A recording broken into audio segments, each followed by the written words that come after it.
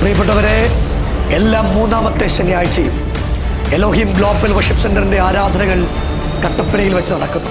ഇതുവരെ ഇടുക്കി ജില്ലയിലെ പ്രിയപ്പെട്ടവർ ഞങ്ങൾക്ക് തന്ന എല്ലാ സ്നേഹത്തിന്, എല്ലാ ആദരവിന്, ആത്മിക കൈത്താങ്ങലുകൾക്ക്, ഭൗതിക കൈത്താങ്ങലുകൾക്ക്, എല്ലാ സ്നേഹത്തിന് ഞങ്ങൾ ഹൃദയത്തിൻ്റെ ഭാഷയിൽ നിങ്ങൾക്ക് നന്ദി പറയുന്നു.